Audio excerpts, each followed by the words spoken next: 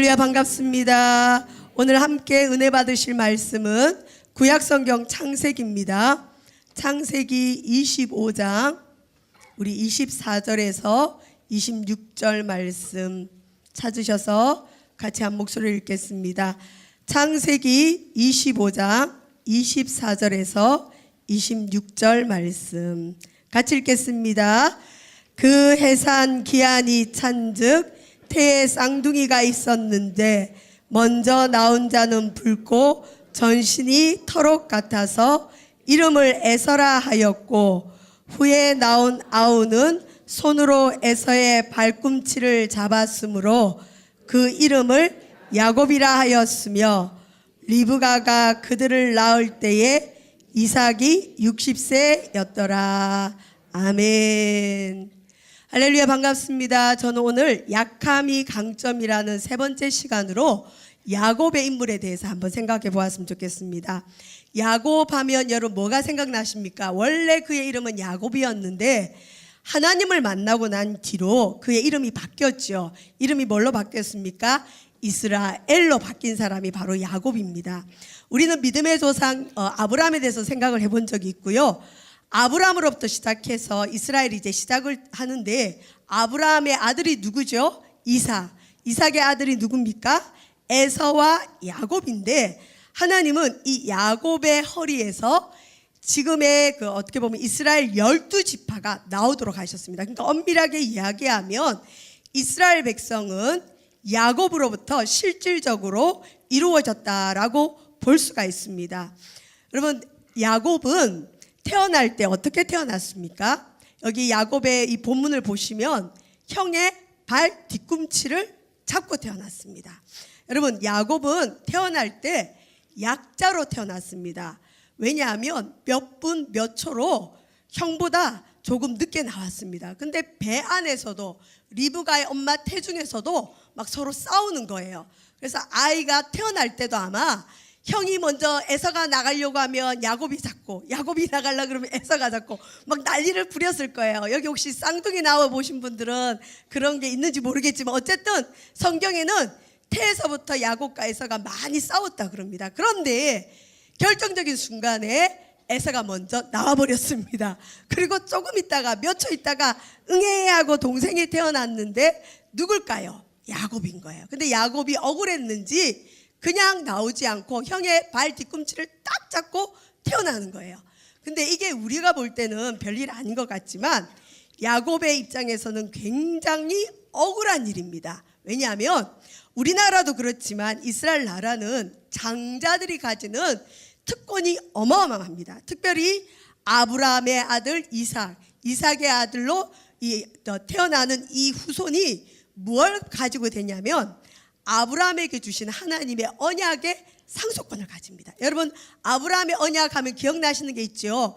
창세기 12장 1절에서 3절 말씀에 보면 아브라함을 축복하는 자에게는 하나님이 복을 주시고, 아브라함을 저주하는 자에게는 내가 저주할 것이고, 또 땅의 모든 족속이 너로 인해 복을 받을 거라는 이 아브라함의 이 언약을 상속을 받게 되어 있습니다. 두 번째로는 이 이삭과 야곱의 그런 그 명예와 권위도 물려받을 수 있어요, 장자가 되면.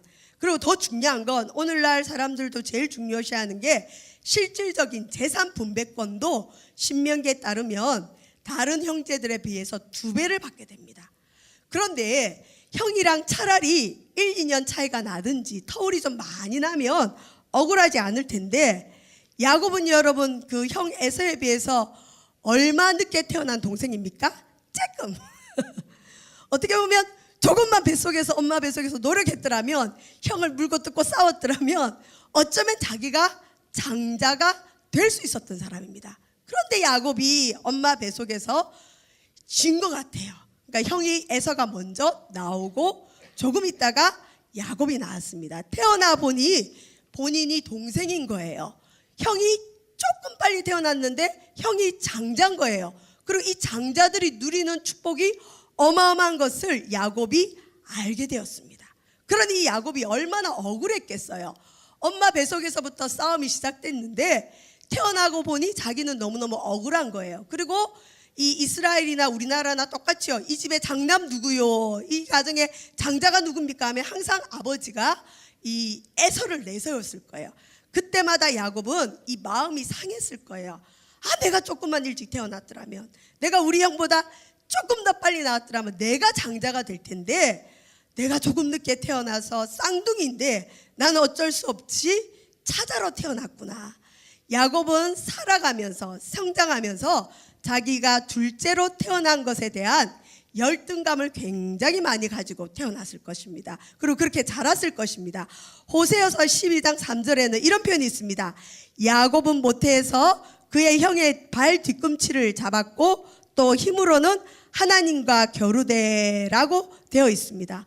어쨌든 이 야곱은 어쩔 수 없이 이 태어날 때부터 열등감이 있기 때문에 형을 이기고자 하는 경쟁심이 있었던 것 같아요. 그래서 틈만 나면 형의 이 장자권이 내게 될 수 있는데 왜 내가 조금 더 늦게 태어나서 형에게 이걸 빼앗겼을까? 저건 어쩌면 내 것이 하는 그런 마음이 많았던 것 같습니다. 여러분, 오늘날 또 심리학적으로 장녀보다 차남 차녀들이 경쟁심이 많다고 합니다. 그리고 이렇게 경쟁심이 많고 열등감이 있는 사람들의 특징이 뭐냐면 남을 잘 속입니다. 여러분, 야곱의 특징이 무엇이죠? 속이는 자였어요. 자기 아버지도 속이고 형도 속이고. 근데 여러분, 남을 속이는 사람의 그 순서가 어떻게 될까요? 자기를 먼저 속여야 됩니다. 여러분, 남을 속인다는 것은 굉장히 불행한 일입니다. 그런데 더 불행한 것은 남을 속이기 이전에 자기가 자기를 속여야 되기 때문에 더 비참한 겁니다. 근데 여러분, 자존감이 높고 자신감이 있고 자존심이 센 사람은 절대 남을 속이지 않습니다. 왜 그럴까요? 남을 속이기 전에 자기 자신을 먼저 속여야 되니까 싫은 거예요. 근데 야곱처럼 태어날 때 열등감을 가지고 태어나고 또 억울함을 가지고 태어나고 경쟁심을 가지고 태어난 사람은 자기 자신도 쉽게 속이고 남도 쉽게 속일 수 있는 겁니다. 우리 주변에 보면 특별히 교회 안에서도 야, 저 사람은 어떻게 입만 벌리면 거짓말을 하지? 금방 들통날 일인데 거짓말하는 사람들이 의외로 많습니다. 조금만 가서 확인해 보면 그 사람 말이 거짓말이라는 걸 아는데 그냥 뻔히 보고 거짓말을 해요. 도대체 저런 사람들의 심리는 어떤 것일까 참 궁금했는데 성경의 인물 중에 야곱도 그랬던 사람입니다. 그러니까 속에 열등감이 많은 거예요. 억울함이 있는 거예요. 경쟁심이 있는 거예요. 늘 자기가 이겨야 되는데 진 겁니다. 거기다가 이 자존감이 낮고 열등감에 시달린 사람의 특징 중에 하나가 피해의식이 있어요. 어떤 피해의식이 있느냐? 야곱의 입장에서는 지금 형이 누리는 장자의 그런 축복, 그 다음에 그런 명예들이 야곱 생각에는 실은 자기 건데 내가 형에게 빼앗겼다는 생각을 한 것 같아요. 왜냐하면 리브가의 뱃속에서 태중에서 두 아이가 싸운다라고 표현되어 있거든요. 근데 자기가 거기서 이겼으면 자기 건데 조금 져가지고 자기가 빼앗겼기 때문에 항상 형이 내 것을 뺏어갔다고 생각하는 겁니다. 하나님의 뜻이고 내가 부족해서 졌다고 생각하지 않고 형이 내 것을 뺏어갔기 때문에 열등감이 많고 자존감이 낮은 사람의 특징은 이 자기에게 있는 것으로 만족하지 않고 남의 있는 것을 항상 보면서 아무 죄책감 없이 저거 원래 내 거니까 생각하고 남의 걸 뺏어갑니다. 저도 실제로 많은 분들을 뵀는데 남의 돈 빌리고 안 갚는 사람들 혹시 이런 심리는 아니지 않 보시길 바랍니다. 여러분, 우리가 남의 것을 분명히 빌렸으면 갚아야 됩니다. 그리고 남의 것을 함부로 취하면 그것이 죄가 되는데 야곱처럼 이런 상한 마음이 있는 사람은 그게 쉽지 않은 것 같아요. 그리고 그 내적 치유는 아직 검증이 되지 않은 부분이 좀 있긴 하지만 내적 치유 쪽에서는 아이들이 태아 때 태중에서도 어떤 그 인성이 그 형성되기도 하고 영적인 영향도 받는다라고 이야기하는 분들이 간혹 있어요. 예를 들면 태어났는데 너무 난폭한 아이들 있잖아요. 그리고 제가 알기로는 심한 경우 부모님이 그 아이가 7살 때 뭘 잘못했다고 야단을 치고 밥 먹다가 그냥 애를 벌 준다고 이렇게 벌을 세우고 뭐 나무에 묶어놨는데 걔가 거기에 열을 받아가지고 집에 불을 질러 버렸대요. 그런 아이들은 심리 상담을 해도 답이 안 나온다 그럽니다. 보통 이제 그런 경우는 그 아이가 혹시 안에 뭐가 들어간 게 아닌가 그런 생각을 하더라고요. 근데 야곱이 잘은 모르겠지만 이미 엄마 뱃속에서부터 좀 마음이 상해 있던 사람이에요. 왜냐하면 이 우리가 읽은 본문 앞에 보면 이 태중에서 두 아이들이 싸우는 거예요. 여러분 이 땅에서도 싸우는 게 힘든데 그 좁은 엄마 뱃속에서 쌍둥이들이 물고 뜯고 싸워 보십시오. 그 아이 인성이 어떻게 되겠어요? 안 좋겠죠. 야곱은 어쨌든 그렇게 태어났는데 더 이제 힘든 것은 뭐냐면 이 야곱의 기질이 약간 마마보이가 기질이 있는 거예요. 여러분 저기 창세기 25장 27절 말씀 우리 PPT 한번 띄워주시면 같이 한번 읽어보겠습니다. 야곱의 기질과 에서의 기질이 나오는데 같이 한번 읽어보겠습니다. 시작. 그 아이들이 장성함에 에서는 익숙한 사냥꾼이었으므로 들사람이 되고 야곱은 조용한 사람이었으므로 장막에 거주하니 이삭은 에서가 사냥한 고기를 좋아하므로 그를 사랑하고 리브가는 야곱을 사랑하였더라. 야곱은 태어날 때 아마 좀 그 성품적으로 집에 있는 걸 좋아하고 조용한 성품이어서 장막에 거주했는데 더 나아가서는 이 형이 자기하고 너무 다른 거예요. 쌍둥이인데 쌍둥이들이 좀 닮는 게 있잖아요. 근데 야곱과 에서는 정반대의 성격을 가지고 태어났습니다. 형은 바깥으로 나가는 걸 좋아하고 더군다나 싸움도 잘하고 그다음에 사냥도 잘해서 나가면 짐승을 잡아오는 거예요. 그리고 그 짐승 잡아오면 맛있게 요리해서 아버지를 드리니까 아버지가 이 에서를 사랑하고 그다음에 엄마는 리브가는 야곱을 사랑했대요. 근데 여러분 실제로 이 당시 가정의 실세는 누굴까요? 아빠예요. 아빠. 요즘 여러분의 가정의 실세는 누구세요? 엄마죠. 경제권을 쥐고 있으니까. 근데 이 당시는 축복권도 아빠에게 있고 모든 결정권이 아빠에게 있어요. 그런데 자기는 그냥 엄마 사랑만 받는데 형은 활달하고 사냥도 잘하고 거기다가 아빠의 사랑을 독차지하고 안 그래도 장자기 때문에 자기 재산을 다 가져갈 텐데 그것도 억울한데 쌍둥이인데 아빠가 에서만 더 좋아하는 거예요. 부모의 편애가 자녀들을 얼마나 불행하게 하는지 우리가 에서와 야곱의 예를 통해서 좀 알 수가 있습니다. 어쨌든 이 아버지가 자기 형 에서 쌍둥이잖아요. 약간 몇 초 사이로 자기보다 먼저 태어난 형인 이 쌍둥이 형을 사랑하는 걸 보면서 아마 야곱은 마음속에 굉장한 질투심이 생기고 또 열등감이 있었을 거예요. 왜? 비교하니까. 왜 형은 저렇게 활달한데 나는 이렇게 조용한 성품을 가지고 태어났을까? 형은 나가면 사냥도 잘하는데 왜 나는 이런 것도 못할까? 나는 정말 마마보인가? 이런 열등감에 아마 그는 시달렸을 거예요. 그리고 이 야곱은 이 겉으로는 조용한 것 같지만 그의 속마음은 날마다 전쟁터였을 것입니다. 우리가 생각하는 것 이상으로 이스라엘인들에게 이 장자권은 어마어마한 권력이기 때문에 야곱은 틈만 나면 내가 조금만 일찍 태어났더라면 저 장자권이 내 것인데 하는 호시탐탐 형의 장자권을 노리고 있었던 것 같아요. 그러니까 어느 날 이제 형 에서가 이 사냥하고 돌아와서 헐레벌떡 들어와서 배고파하는 거예요. 근데 이때 야곱이 집에 가는 야곱이 엄마하고 같이 뭘 하고 있었을까요? 팥죽을 끓이고 있었어요. 조금 있으면 우리 동지 오죠. 팥죽 끓이죠. 팥죽을 끓이는데 형이 보더니 야 내가 너무 배가 고프다. 그거 좀 달라 그랬더니 야곱이 호시탐탐 뭘 노리고 있었다고요? 형의 장자권. 틈만 나면 내가 저 장자권을 빼앗아오리라. 왜? 저게 원래 내 거였는데 내가 형보다 조금 더 일찍 나왔더라면 내 건데 형이 먼저 나와서 형이가 됐으니까 내가 언젠가는 뺏을 거라는 그 경쟁심이 가득 찬 야곱이기 때문에 이 기회를 절대 놓치지 않았을 거예요. 그래서 형에게 야곱이 뭐라 그러죠? 여러분 잘 아시듯이 형 장자권 내게 팔아라. 그러면 내가 이 팥죽 주겠다. 그랬는데 이 에서는 얼마나 어리석은지 히브리서 12장 16절에서 에서에 대해서 이렇게 표현합니다. 여러분 한번 읽어볼까요? 시작.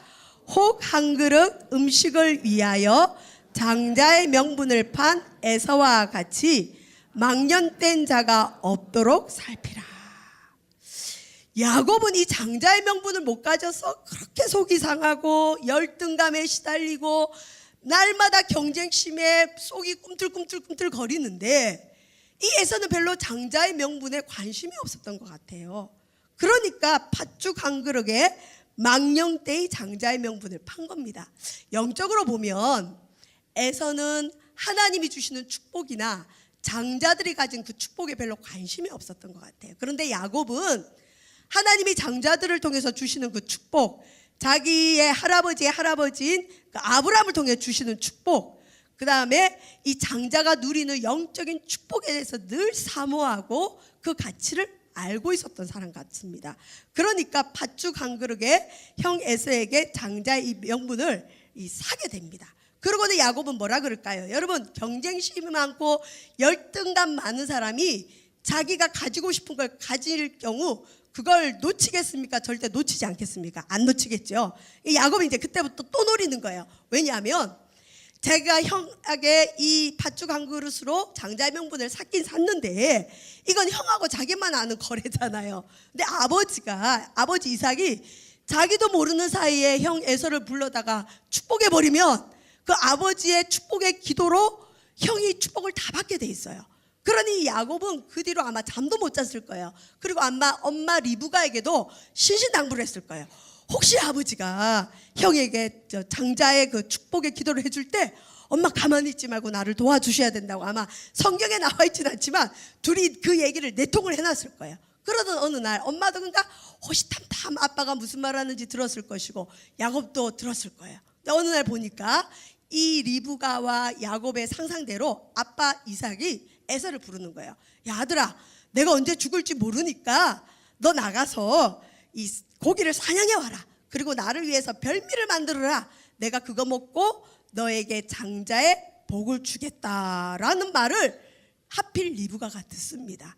그리고 리브가가 얼른 야곱에게 와서, 야곱, 네 말대로 아버지가 이제 형 에서를 축복한대. 이거 뺏기면 안 되잖아. 그러니까 우리 빨리 이 축복 받자. 그러고는 여러분, 역사상 있을 수 없는 희대의 사기극이 벌어집니다. 누구와 누구의 사기극이죠? 엄마와 둘째 아들이 작당을 해가지고 누굴 속입니까? 아버지를 속여요. 말이 그렇지 아버지를 속이는 건 어마어마한 죄지요. 근데 야곱이란 이름에 사기꾼이란 뜻도 있어요. 발 뒤꿈치를 잡다라는 뜻도 있지만 남을 속이는 자. 발 뒤꿈치 왜 잡아요? 속이려고 잡는 거죠. 뺏으려고 잡는 거죠. 그러니까 자기의 기질과 성품대로 이 야곱과 리브가는 아버지를 속이고 드디어 야곱이 그렇게 원하는 이삭의 축복의 기도를 받고야 맙니다. 그리고 나중에 알겠지만 이 기도는 한 번 하면 돌이킬 수가 없어요. 에서가 나중에 야곱이 이 축복을 빼앗아간 걸 알고 아버지에게 와서, 아버지, 내게도 축복해 주세요. 내게 빌 축복이 없습니까? 그랬더니 아버지 이삭이, 네 동생 야곱이 이 축복 다 가져갔으니까 너에겐 남은 게 없다 그랬어요. 이만큼 아버지의 축복 기도는 어마어마한 위력이 있고 영적 권세가 있습니다. 지금 이 자리에 참여한 우리 가장들에게 부탁하겠습니다. 여러분의 그 축복의 기도가 자녀들에게 그대로 이루어질 줄 믿습니다. 특별히 하나님을 대변하는 사람들이 보통 아빠잖아요. 아버지들. 물론 아버지가 안 계신 분도 있겠지만 아버지가 안 계신 분들은 어머니로. 근데 아버지는 보통 하나님의 대변인이에요. 살아있는 신의 표상에서 어떤 심리학자가 아이들에게 하나님을 그려보라 그러면 이 자기 아버지의 이미지를 그린대요. 그래서 아버지가 무섭고 화를 잘 내는 아버지를 둔 자녀들은 이 하나님을 그리면 무섭고 화를 잘 내는 하나님으로 그린대요. 어쨌든 아버지들은 하나님의 어떤 표상입니다. 그만큼 축복권이 있습니다. 이왕이면 여러분 자녀들을 축복을 잘 하시길 주의 이름으로 축원드립니다. 제가 아는 권사님은 아들을 너무 사랑해요. 마음으로 사랑해요. 경상도 분이라 문둥이 기질이 있어가지고 마음으로만 사랑하고 입으로는 저주를 해요. 사랑하는 만큼 저주하는 거예요. 그러면서 뭐라 그러냐, 너 애비 마음 알지? 알기는 뭘 알아요. 그 아들은 이미 상처를 많이 받아버렸어요. 아빠가 어릴 때 자녀에게 한 말이 자녀의 삶을 굴레 씌운다 그러잖아요. 아빠가 너는 잘 될 거야, 너는 훌륭한 자가 될 거야 한 자녀들은 어디 가든 그 말이 따라다닌대요. 근데 아빠가 너는 빌어먹을 놈이야, 너는 뭘 해도 안 돼, 이놈아 그거밖에 못하냐, 이러면 아이가 어디 가든 그 말이 떠올라서 아유 나는 못하는 사람이야 이렇게 된대요. 저와 여러분, 이왕이면 자녀에게 많은 복을 빌어주시길 바랍니다. 어쨌든 이 아버지 이삭이 드디어 이 아버지의 권한으로 축복을 하는데, 물론 이삭은 그 기도받으러 온 자가 에서인 줄 알고 했지만 어쨌든 돌이킬 수 없는 축복의 기도가 이루어집니다. 여러분, 이삭이 어떤 내용으로 야곱을 축복했는지 한번 PPT 같이 읽어보겠습니다. 시작. 그에게 축복하여 이르되 내 아들의 향취는 여호와께서 복주신 밭의 향취로다. 하나님은 하늘의 이슬과 땅의 기름짐이며 풍성한 곡식과 포도주를 내게 주시기를 원하노라. 그 다음요, 다시 읽습니다. 만민이 너를 섬기고 열국이 내게 굴복하리니 내가 형제들의 주가 되고 내 어머니의 아들들이 내게 굴복하며 너를 저주하는 자는 저주를 받고 너를 축복하는 자는 복을 받기를 원하노라. 이 기도를 이제 야곱이 받았어요. 여러분, 우리는 흔히 이제 축복 기도 받고 나면 그때부터 내 삶의 축복이 짠 하고 열릴 걸 기대하는데, 실제로 하나님은 축복의 기도를 받고 나면 그 축복을 감당할 만한 그릇을 준비시키기 위해서 고난을 허락하십니다. 야곱에게도 똑같은 일이 일어났습니다. 여러분, 예를 들면 하나님께서 기도 가운데 내가 네 자녀를 복을 주겠다 그러면 부모님들은 보통 자녀가 그 다음 날부터 공부도 열심히 하고 말도 잘 듣고 시험 보면 100점 맞아올 줄 착각을 해요. 근데 이상하게 분명히 복 준다는 자녀가 그때부터 가출을 하고 말을 안 듣고 도둑질하고 반대 현상이 일어납니다. 그럼 부모님들이 어떻게 생각하죠? 어머, 내가 기도하다 잘못 응답받았나? 어떻게 하나님 복 주겠다는 자녀가 저렇게 잘못됐는가? 여러분, 그게 하나님의 역사입니다. 왜 그럴까요? 하나님은 복을 주시긴 주시는데 우리 인간의 노력에 의한 복이 아니라 하나님이 주권적으로 주는 복을 알리실 때 기도한 것과 반대 현상이 일어납니다. 그러면 그 부모가 어떻게 하나요? 하나님 약속했잖아요. 왜 우리 자녀가 이렇게 됐습니까? 기도하고 울고 불고 그 세월을 오래 보내다 보면 하나님 때가 딱 됐을 때 자녀가 정신이 들어요. 그리고 원래 하나님이 약속한 대로 그런 축복의 자녀가 되기 시작합니다. 그때 깨닫죠, 부모님들은. 아, 내가 잘나서가 아니라, 우리 아들이 잘나서가 아니라, 우리 딸이 잘나서가 아니라 하나님이 우리 자녀를 복을 주시구나. 또 예를 들면 어떤 사업장에 하나님 복을 주겠다 그러면 우리는 그 다음 날부터 막 거래처에 거래 물량이 늘어나고 저기 수금이 잘 되고 돈이 막 들어올 걸 상상해요. 실제로 많은 분들이 그렇게 기대합니다. 그런데 그 다음 날부터 무슨 일이 벌어질까요? 돈이 딱 끊겨요. 그것도 안 되면 부도가 나기도 하고, 더 심한 경우는 제가 섬겼던 교회 옛날에 어떤 권사님 가정은 공장에 불이 나버렸는데 숟가락 하나 못 건지게 불이 났어요. 근데 그 가정이 이 목사님으로부터 축복의 기도를 받고 약속을 받은 지 얼마 안 된 이후예요. 그러니 그 축복 기도해준 목사님도 시험이 들고 그 권사님도 시험이 들고, 아니 복 주겠다 그랬는데 무슨 불이 나버렸어요. 근데 여러분 어떻게 됐을까요? 그 가운데 울고불고 깨어지고 녹아지고 회개하면서 정말 축복의 증인이 되더라는 거죠. 야곱에게도 마찬가지입니다. 이제 장자의 축복을 받았으니 형에게 합법적으로 팥죽 한 그릇에 장자명부터 샀고, 그 다음에 아버지에게 어쨌든 속였지만 장자의 기도를 받았는데, 문제는 이 방법이 좀 잘못됐잖아요. 그러니까 하나님은 이 야곱에게 이 축복을 이루어 주기 위해서 야곱의 그릇을 준비하는 시간을 가지시는데, 그게 몇 년이냐? 근 20년이 걸립니다. 할렐루야. 축복의 기도 받고 바로 잘 되는 것이 아니라 축복의 기도 받고 바로 야곱은 저주와 같은 삶이 시작되는데, 이제 형이 돌아와 보니 동생과 어머니가 아버지를 속여서 자기가 받아야 될 축복을 빼앗아간 거예요. 그러니 형 에서가 가만히 있겠어요? 화가 나서 동생을 죽이려고 합니다. 그러니 리브가가 뭐라 그럽니까? 내가 한날에 어찌 너희 둘을 다 잃겠느냐? 너 빨리 우리 오라버니 집으로 돌아가라, 돌아가라.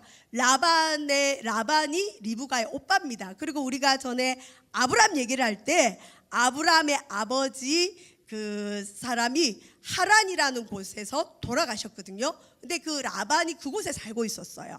그래서 이 야곱이 어쨌든 라반이 있는 곳에 가서 20년을 종살이를 합니다. 근데 여러분 성경을 잘 읽어보시면 알겠지만 야곱은 자기가 아버지를 속이고 어쨌든 형을 것을 빼앗았는데 똑같이 자기 외삼촌 라반에게 속임을 당합니다. 그리고 자기 외삼촌에게 이 싹도 제대로 받지 못하고 이용을 당합니다. 사람은 심은 대로 거두는 것 같습니다. 저와 여러분, 야곱이 속임을 심고 그 다음에 빼앗아가는 걸 심었더니 하나님이 야곱에게 속임을 당하게 하고 빼앗김을 당하는 20년을 살게 하신 겁니다. 근데 이 야곱이 가만히 있을 인물은 아니죠. 얼마나 똑똑하고 얼마나 머리가 좋고 태생이 경쟁심이 많기 때문에 무조건 이기고 봐야 되는 거예요. 그래서 이 야곱이 나중에 꿈 얘기를 하긴 하지만 어쨌든 라반과 라반의 아들들을 이겨먹어요. 이겨서 실제로 라반의 재산이고 라반의 아들들의 재산인데 어쩌고 저쩌고 해가지고 그 재산을 자기한테로 돌아오게끔 해서 이 야곱이 거부가 됩니다. 궁극적으로는 이 야곱이 라반 외삼촌도 이겨먹고 그 라반의 아들들도 사촌들도 이겨먹는 거예요. 야곱은 어쨌든 이기지 않으면 견딜 수 없는 사람입니다. 그리고는 20년이 지난 이후에 하나님의 은혜로 이제 큰 재산을 이루고 큰 가족을 이뤄서 이 자기 고향으로 돌아가는 길인데 이제 20년 만에 돌아가는 그 길에 어려움이 닥칩니다. 이제 야곱이 20년 전에 심은 그것을 하나님은 딱 난관에 부딪히게 해서 먹게 합니다. 어떤 걸까요? 자기 고향으로 돌아가려고 하는데 자기 형 에서가 400명의 군사를 거느리고 야곱을 마중 나온다는 거예요. 여러분, 말이 마중이지 그게 마중입니까? 너 죽인다 이거잖아요. 군사 400명을 데리고 동생 온다고 마중 나온대요. 이건 야곱 죽이겠다는 겁니다. 그러니 야곱이 얼마나 겁이 나겠습니까? 20년 전에 자기가 형한테 잘못한 게 있잖아요. 이 싹싹 빌어도 지금 이게 해결될까 말까인데 형이 용서해 줄 리가 없습니다. 야곱은 이제 절대절명의 어려움 앞에 딱 멈춰섰지요. 근데 야곱이 이제 그 야복 나룻가에서 그 형 에서를 맞이하기 전에 하나님과 씨름하는 장면에서 이 사람들을 이제 보내는데 참 여기도 야곱의 그 약삭 발음이 나옵니다. 이 첩의 아들들과 첩들을 먼저 보내고요. 그 다음에 레아를 보내고 자기가 제일 사랑하는 라헬을 그 다음에 보내고 그 다음에 자기는 야복 나룻가에 서 있는 거예요. 이 말은 뭐냐면 형 에서가 400명 데리고 왔을 때 누구 먼저 죽이게 되나요? 첩의 자식들과 첩부터 죽고 그 다음에 자기가 별로 안 사랑하는 레아 죽고 그 다음에 제가 제일 사랑하는 라헬 죽고 그 다음에 누구예요? 자기예요. 자기. 이만큼 야곱은 약삭 빠르고 아주 술수가 뛰어난 사람이에요. 어쨌든 이제 야곱이 이 야복 나룻가에서 이제 하나님과 씨름을 드디어 시작합니다. 야곱은 이겨먹고 보는 사람이잖아요. 지고는 못 사는 사람인데 밤새도록 천사와 씨름했다고 창세기 32장에 나옵니다. 근데 32장 24절에 야곱은 홀로 남았더니 어떤 사람이 날이 새도록 야곱과 씨름하다가 25절에 자기가 야곱을 이기지 못함을 보고 그가 야곱의 허벅지 관절을 치매 야곱의 허벅지 관절이 그 사람과 씨름할 때 어긋났더라라고 되어 있습니다. 야곱은 이제 형 에서를 만나기 전에 두려운 거예요. 야곱은 하나님의 축복, 하나님의 보호하심을 아는 사람이었어요.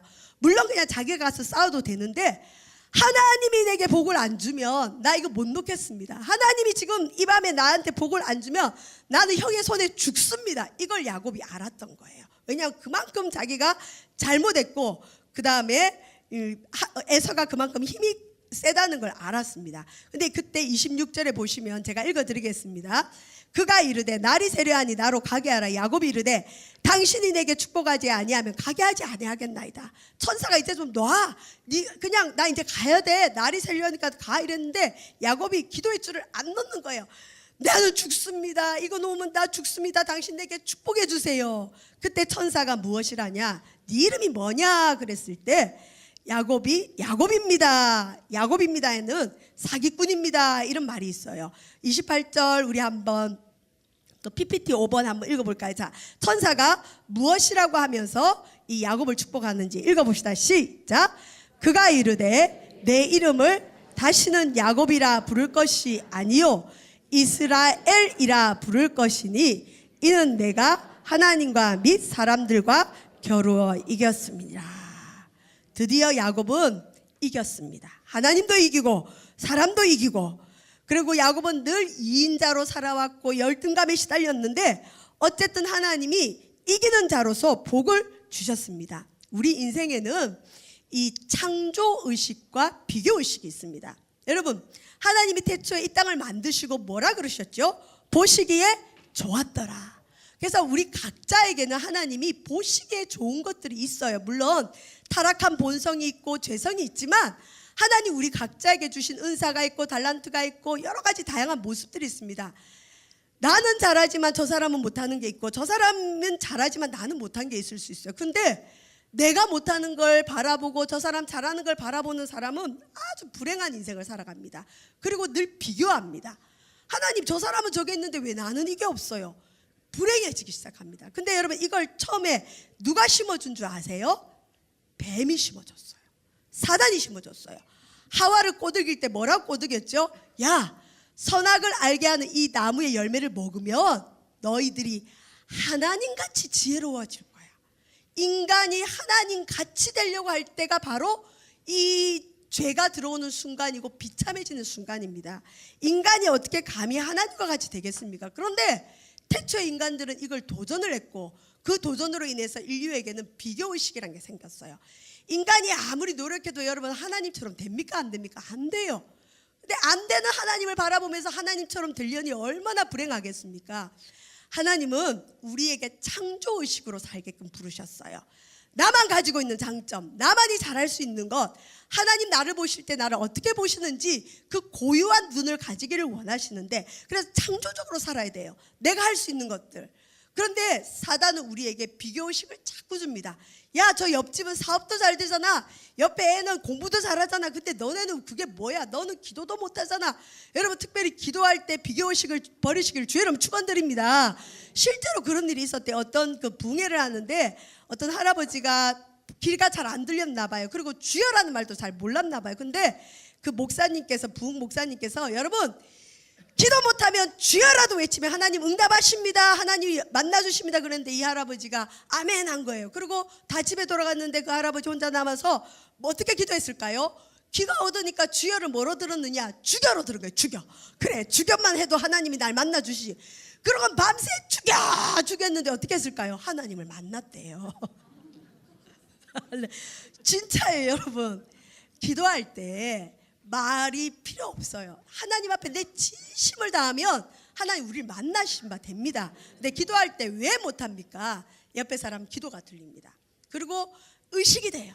여러분, 의식하지 마시고 나를 만드신 하나님, 내가 하나님께만 집중하지 못하고 다른 사람과 비교한 거 용서해 주세요. 야곱은 이 비교의식으로 인해서 불행을 자초한 사람이잖아요. 왜 형과 비교합니까? 하나님이 때가 되면 야곱에게 복을 주실 텐데 왜 형의 장자권을 탐을 내고 형을 속이고 아버지를 속이면서 그 불행을 자초했습니까? 자, 근데 이 비교의식에 똘똘 뭉쳐있고 열등감이 많고 경쟁의식이 많은 이 야곱이 하나님께서 드디어 만나주시면서 치료하십니다. 근데 하나님이 야곱을 치료하시는 방법이 좀 특이합니다. 야곱은 늘 이겨야 됐어요. 경쟁심이 많으니까. 몇 분 몇 초 사이로 형에게 졌기 때문에 늘 야곱에게는 그 핸디캡이 있어요. 나는 이겨야 돼. 내가 조금만 더 노력했더라면 형보다 빨리 나왔을 텐데, 그러면 내가 장자가 되었을 텐데, 내가 엄마 뱃속에서 조금 게을러서 내가 졌으니까 난 이겨야 돼, 이겨야 돼, 이겨야 돼. 이게 많은 사람이었는데 하나님이 야곱을 만지신 방법은 아주 독특합니다. 흔히 그 동양복 의학하는 분들한테 제가 그냥 우스갯소리로 들었는데요. 교회 안에서 문제를 좀 많이 일으키고 무슨 말만 하면 시험 들었다 그러고, 교회에서 제일 무서운 마귀가 있죠. 섭섭마귀. 뻑뻑하면 섭섭하다 그러고, 이런 분들 보면 그분들이 이제 여기 한의사도 계셔서 함부로 말하긴 그런데 그분들 말로는 심장이 상한 사람들이 그렇대요. 그러니까 어떻게 보면 화병이 있거나 이 심장이 상해버리면 무슨 말을 해도 시험이 든대요. 무슨 말을 해도 이 마음이 회복이 안 된답니다. 혹시 이 가운데 누군가 그런 분이 있으면 나는 심장이 상한 사람이구나. 이걸 더 웃음 말로 하는데 여기서 차마 못하겠어요. 욕이에요. 여러분, 우리 흔히 이 정신이 나간 걸 뭐라 그러죠? 두 글자로 무슨 맥이라 그래요. 미친 사람 맥. 그게 있대요. 그런 사람들은 맥이 틀리답니다. 마음이 상해버린 거예요. 우리 한의사님 맞나요? 다음에 혼날 것 같아요. 어쨌든 그런 게 여러분 있대요. 왜 그럴까요? 마음이 상해버리면 누가 무슨 말을 해도 회복이 안 돼요. 야곱은 그렇게 고생을 했는데도 아버지를 속이고 형을 속이다가 죽을 뻔했는데도 정신을 못 차리고 라반도 속였잖아요. 저 사촌도 속였어요.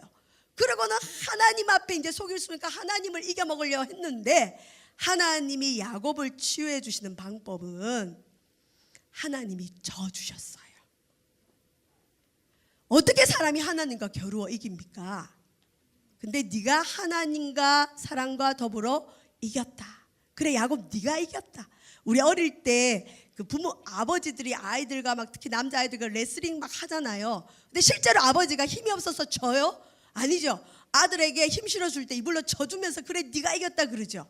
하나님은 야곱이 항상 지고 있다는 그 열등감, 형에게 늘 이인자라는 그 열등감, 자기는 노력해도 어쩔 수 없는 이인자라는 그 열등감을 치료해 주시려고 야곱에게 져주셨어요.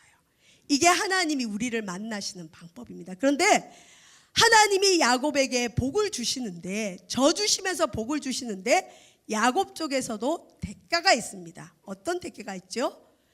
하나님이 천사와 야곱이 씨름하는데 야곱이 죽도록 이걸 놓지 않아요. 왜? 야곱은 천사나 하나님으로부터 이 축복을 못 받으면 자기가 내일 죽는 걸 알기 때문에 당신이 내게 축복 안 하면 나는 못 놓습니다. 나는 죽습니다. 그러니까 천사가 나중에는 야곱이 하도 말을 안 들으니까 야곱의 옛날 성경에는 환도뼈고 오늘날로 말하면 허벅지 관절, 고관절 여기를 쳐버렸대요. 근데 여러분 여기를 치면 사람이 쩔뚝거린대요. 야곱은 하나님께 네가 이겼다라는 승자의 목소리를 듣긴 하지만 자기 몸에 회개의 흔적을 가지게 됩니다. 저와 여러분 예수님을 믿으면 이 야곱과 같은 축복이 올 수 있습니다. 그런데 과거에는 이런 축복의 열매들이 많았습니다. 근데 오늘날은 이런 축복의 열매들을 보기가 힘들어요. 부흥이 점점 멀어가는 것 같고 하나님을 만나는 사람들이 많이 없어지는 것 같습니다. 왜 그럴까요? 과거에는 교회 오면 복음을 듣고 회개부터 했습니다. 집에 우상이 있으면 갖다 버리고 하나님 앞에 지은 죄들을 회개하고 남의 도둑질한 거 있으면 돌려주고 그 다음에 나쁜 짓 한 거 있으면 사과하고 철저한 회개를 했습니다. 그리고 회개의 흔적을 자기 몸에 가지고 있었습니다. 좀 우스갯소리지만 저는 제가 제 동생을 그렇게 미워했어요. 근데 이유를 몰랐습니다. 근데 신방하다가 알게 됐는데 저는 어릴 때 제 동생이 천사인 줄 알았어요. 그리고 제가 악마인 줄 알았어요. 왜 동생만 보면 그렇게 괴롭히고 싶은지 몰라요. 근데 그 괴롭히는 것도 좋게 괴롭히니까 자꾸 장난치면서 괴롭히는 거예요. 뭐라 못하게 장난치면서. 근데 동생만 보면 미운 거예요. 근데 나중에 알고 봤더니 글쎄 제 동생이 제가 동생 때문에 엄마 젖을 오래 못 먹었더라고요. 동생을 엄마한테 뺏겼더라고요. 근데 그게 제 무의식 속에 있었나 봐요. 지금도 한 번씩 동생 보면 미워지려고는 안 해요. 지금은 저도 그 회개의 흔적이 있어요. 근데 여러분 제가 예수님을 어떻게 만났느냐? 동생을 괴롭힐 때마다 내가 마귀 같아요. 이 못된 인간 동생 괴롭히고 돌아서면서 아유 이 나쁜 인간 이러는데 또 보면 또 괴롭혀요. 얼마나 못됐었는지.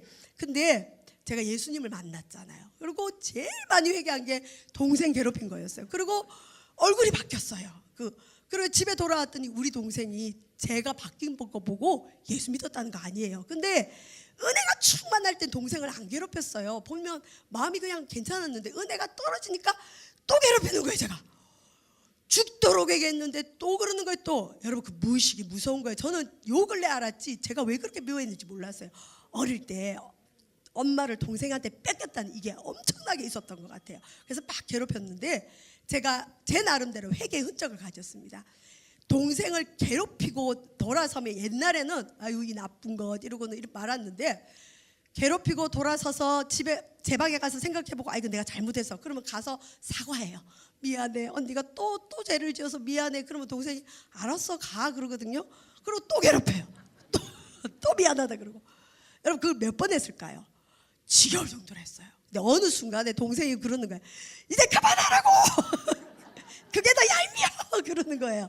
근데 그때 제 눈에서 눈물이 나오더라고. 아유 이 죄인아 그랬는데 그 뒤로 그게 싹 물러갔어요. 정말이에요 여러분.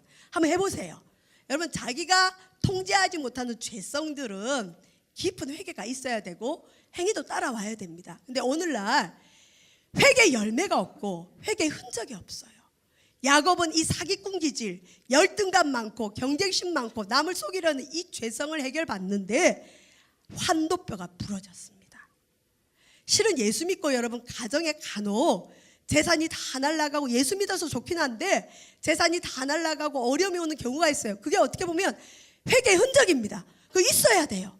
제가 아는 분도 엄청난 부자였는데 예수님을 믿고부터 재산이 다 날아갔어요. 그분에게는 그게 평생 가는 거예요. 근데 그때 그분이 고민이 됐을까 안 됐을까요? 되죠. 우리 집이 이렇게 쫄딱 망했는데 내가 끝까지 예수를 믿어야 되는가?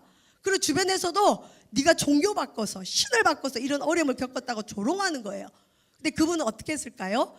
내가 내 재산 다 잃어도 나에게 영생을 주시는 예수 그리스도 난 포기하지 않고 난 끝까지 예수 믿겠다고 예수님을 믿었어요. 근데 그분에게는 엄청난 실제적인 흔적이 남은 거죠. 가난이라는 흔적. 근데 그렇게 믿음을 이어가더라고요. 우리는 예수 안에 들어와서 너무 축복만을 받길 원하고 우리의 죄성에 대해서 무감각할 수가 있습니다. 여러분, 회개하되 끝까지 회개하시길 주의 이름으로 축원드립니다. 이왕이면 회개의 흔적을 가지세요. 그러면 하나님이 져주시는 축복이 있습니다. 야곱이 드디어 이 열등감, 경쟁심, 여기서 자유롭게 됐어요. 하나님이 져주신 사람, 하나님을 이긴 사람을 누가 대적하겠습니까? 그 뒤로는 아마 야곱은 누구랑 싸우려고도 안 하고 속이려고도 안 했을 거예요. 왜요? 쩔뚝거리니까. 내가 이렇게 남 속여 먹다가 이렇게 쩔뚝거렸지, 내가 형 속여 먹다가 이렇게 쩔뚝거렸지, 내가 다른 사람 재산 빼앗다가 이런 죄성이 남았지. 늘 하나님을 생각하고 자기에게 져주신 하나님을 기억했을 거예요. 이스라엘은, 엘은 하나님이에요. 이스라엘은 누구누구와 싸우다는 뜻이에요. 그래서 이스라엘 하면 하나님과 겨루어 싸워 이긴 자, 어떻게 보면 하나님이 져주신 자. 오늘 우리 하나님은 저와 여러분에게 져주실 거예요. 져주시려고 기다리고 계실 거예요. 여러분의 절대절명의 문제들을 가지고 하나님이 이거 응답하지 않으면 난 살 수 없어요, 날 만나주세요 기도하면 하나님이 야곱에게 져주신 것처럼 우리에게도 져주실 겁니다. 이제 마지막으로 야곱, 사기꾼 야곱, 발 뒤꿈치를 잡은 야곱의 이름이 뭘로 바뀌었다고요? 이스라엘. 자, 이것만 해도 어마어마한데 실은 야곱의 별칭이 또 하나 있어요. 이건 더 큰 축복의 이름입니다. 그러니까 야곱에게는 이름이 총 3가지가 있죠. 야곱, 이스라엘. 자, 마지막으로 야곱의 별명이 무엇인지 우리 이사야서 44장 1절에서 2절 말씀을 한번 읽어보겠습니다. 같이 읽습니다. 시작. 나의 종 야곱, 내가 택한 이스라엘아, 이제 들으라. 너를 만들고 너를 모태에서부터 지어낸 너를 도와줄 여호와가 이같이 말하노라. 나의 종 야곱, 내가 택한 여수로나 두려워하지 말라. 여러분, 이사야 44장에도 나오고 신명기 32장과 32장에 이 야곱의 별칭이 하나 나오는데 그건 뭐냐면 따라합니다. 여수른의 뜻이 뭘까요? 여수른의 뜻은 여러 가지가 있는데 뭐 훌륭한 자, 경건한 자, 사랑하는 자 있는데 가장 합당한 해석은 뭐냐면 의로운 자래요. 어떻게 사기꾼 야곱이 여수른이 됩니까? 근데 하나님은 야곱을 이스라엘로만 불러주시는 것이 아니라 훗날에는 여수른으로 부르십니다. 의로운 자. 저와 여러분 모습이 아닌가요? 우리는 어떻게 보면 야곱처럼 사기꾼이었고 거짓말쟁이였고 죄인이었어요. 그랬던 우리가 어떻게 의롭다 하심을 받은 의인이 됩니까? 칭의라 그러죠. 우리의 행위와 상관없이 예수의 피로 우리는 의롭다 하심을 받았잖아요. 여러분, 이게 바로 복음입니다. 복음의 능력은 사기꾼 야곱을 여수른으로 바꾸는 겁니다. 복음의 능력은 죄인인 우리가 하나님의 자녀가 되는 겁니다. 더 나아가서 의롭다 봐주시는 겁니다. 나는 의롭지 않아요. 그러나 하나님이 나를 의롭다 봐주시는 겁니다. 이게 바로 복음의 능력이고 이게 바로 은혜이며 이게 바로 하나님이 우리에게 주시고자 하는 명령입니다. 야곱은 여수른이 됐어요. 이건 완전한 인격의 성은화이고 변화입니다. 저와 여러분, 우리 모두에게는 열등감이 있습니다. 근데 이 열등감을 꼭 극복하시길 주의 이름 축원드립니다. 열등감 있는 사람은 비교의식에 사로잡힌 사람이에요. 남과 자기를 자꾸 비교하는 거예요. 그리고 그런 사람은 남을 잘 속입니다. 거짓말도 잘합니다. 남을 속이는 사람이 비참하면 아까 뭐라 그랬죠? 남을 속이기 이전에 먼저 자기를 속입니다. 내가 하나님의 자녀고 하나님이 나를 이렇게 만드셨다면 이대로 살아가는 게 하나님의 은혜인 줄 믿습니다. 하나님은 나중에 천국 갔을 때 너 왜 바울처럼 못 살다 왔느냐 묻지 않을 거예요. 너 왜 너답게 살지 못했느냐 물을 겁니다. 사단은 자꾸 비교의식을 주면서 우리를 함몰시킵니다. 그러나 하나님은 우리에게 창조의식을 가지도록 요구하십니다.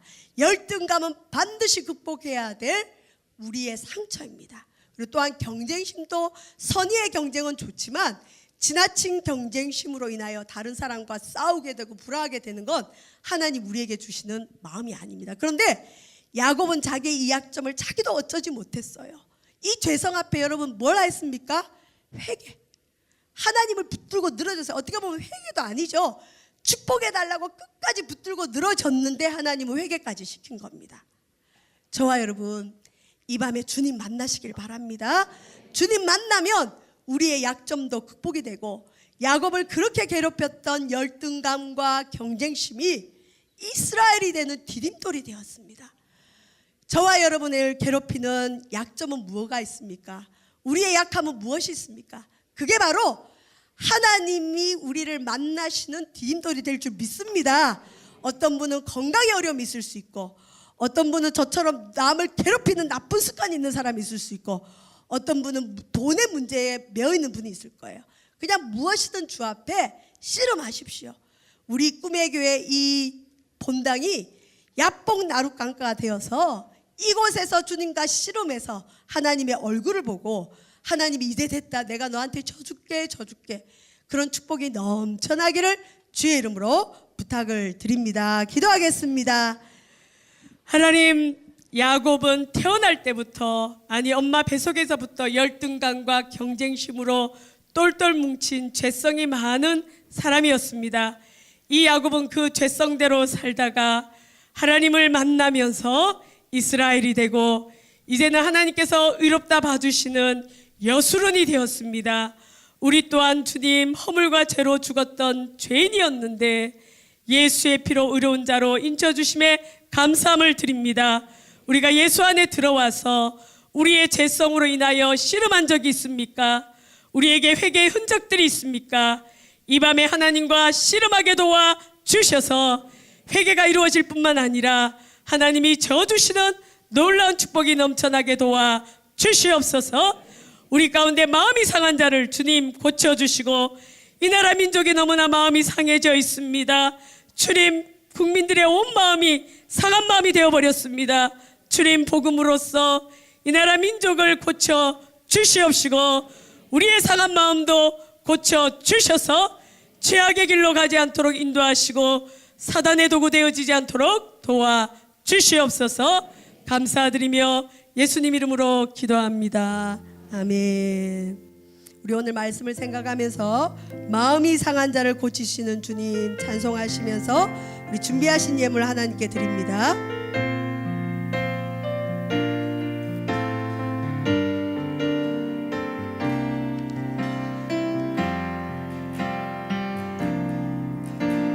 마음이 상한 자를 고치시는 주님, 하늘의 아버지 날 주관하소서. 주의 길로 인도하사 자유케 하소서.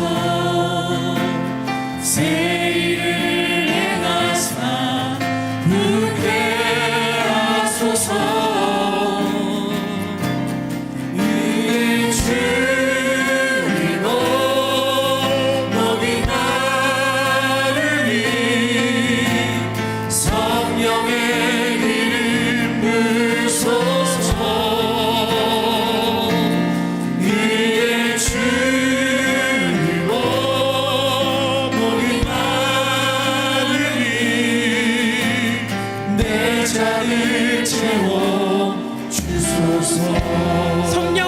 채우사 성령으로 채우사 주보게 하소서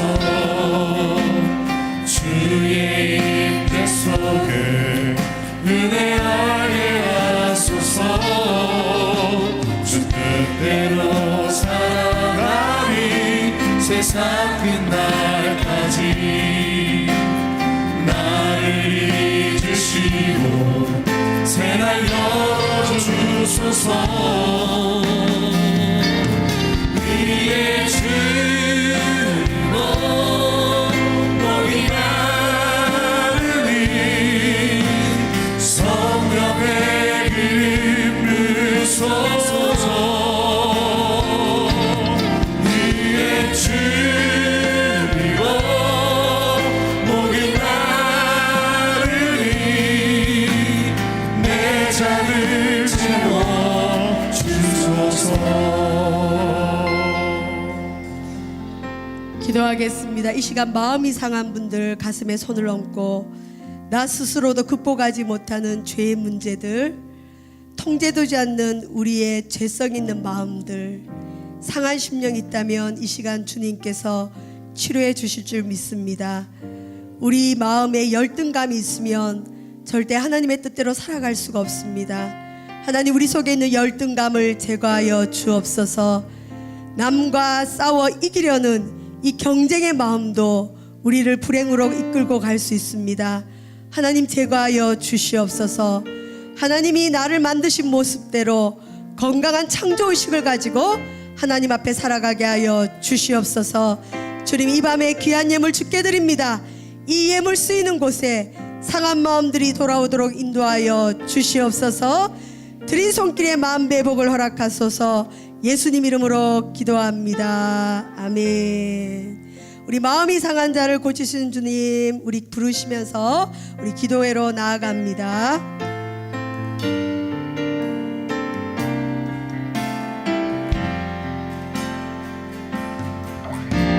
마음이 상한 자를 고치시는 주님, 하늘의 아버지 날 주관하소서. 주의 길로 인도하사 자유케 하소서. 새 일을 행하사 붙게 하소서. 위에 주님은 머리 마르니 성령의 기름 부으소서. 위에 주님은 머리 마르니 내 잔을 채워 주소서. 성령으로 채우사 성령으로 채우사 주보게 하소서. 주의 임재 속에 은혜하게 하소서. 주 뜻대로 살아가니 세상 끝날까지 나를 믿으시고 새날 열어주소서. 위에 주님은 목이 마르니 성령의 기름 부으소서. 위에 주님은 목이 마르니 내 잔을 채워 주소서. 성령으로 채우사 성령으로 채우사 주보게 하소서. 주의 임재 속에 은혜하게 하소서. 주 뜻대로 살아가니 세상 끝날까지 나를 잊으시고 새날